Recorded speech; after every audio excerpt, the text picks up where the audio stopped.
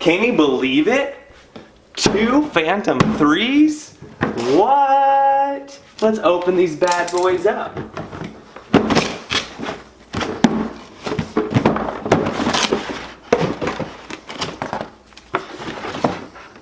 Empty. Yeah, I'm afraid so, YouTube. Drone number 1, DJI Phantom 3 Standard, went down. It went down last week into a lake. Post a link in the description to what actually happened to the Phantom 3 Standard. But just today, I was delivered the Phantom 3 Professional. Now you might be wondering, why did I buy the Professional? Why didn't I buy the Phantom 4 or the 4 Pro or the Mavic Pro? The thing was price and availability. If the Mavic was available today and I could have gotten it within a week, I would have purchased it, no doubt in my mind. However, I don't want to wait until the new year. They had a Black Friday special on the Phantom 3 Pro. Not only that, I have an extra battery left from my Phantom 3 Standard, and I have the case that I already purchased. So I have a lot of the things already. I am also excited about having the upgraded remote. Although I had the ARG-Tech or ARG-Tech Wi-Fi extender, I still could barely go a mile without having to, you know, readjust the remote control or move it around. And it was so bulky and big, as well as you had to like screw on all 3 antennae each time you flew the drone. So, and it barely fit in the bag as well. You can see that the ARG-Tech, it actually started the tops of the remote where you screw the antenna on actually started going into the foam here. So it's not really meant for the backpack either. So I'm excited to get a longer range remote control and hopefully a remote control that fits better in the case. Another really big difference that some people care about, I don't know if I'll actually get affected by it or not, is that the Phantom 3 Pro has a 4K camera where the 3 Standard only has a 2.7K. More stickers and instructions. Wow.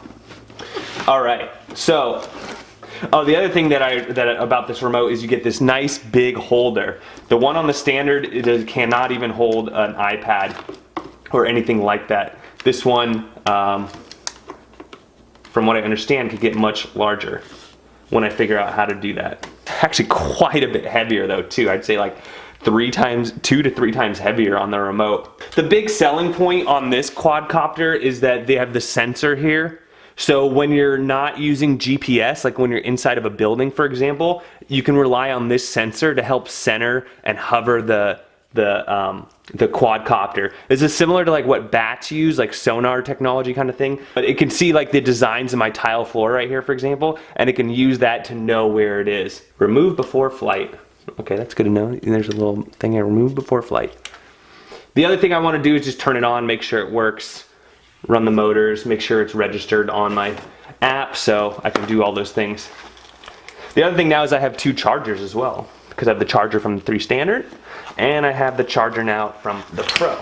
So I'm going to have 2 chargers. Here's my second charger. When you get the drone, it's only going to have 2 out of 4 bars on the battery, and I don't know how much is left on this remote, but it's been doing this the 4 dots the whole time. You hear this baby purring? Listen to this.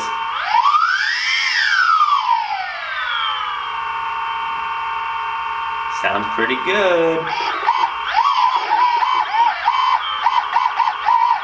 To go forward, you just need to grab the propellers, go in opposite corners. It starts it up. Once you start up, you can go up, down, and then you want to go down, you just gotta hold it down. Just like that. As far as in the case, you can see it definitely fits a lot better. It's not as high as the ARG-Tech. The drone is the same, and then it should fit the battery, no problem, as well as the charger, no issues at all. Whoa, you can also see, I don't know if you can see that, but you can see the rain pouring way in the distance. That looks pretty amazing.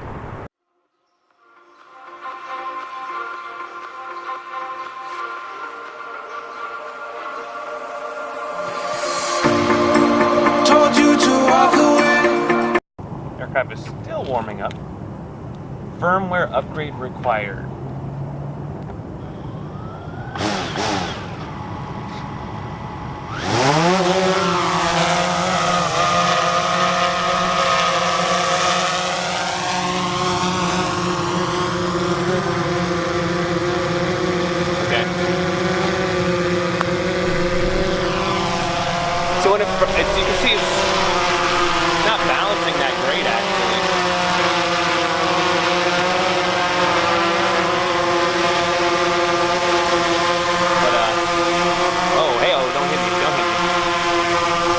Let's get it up in the sky here.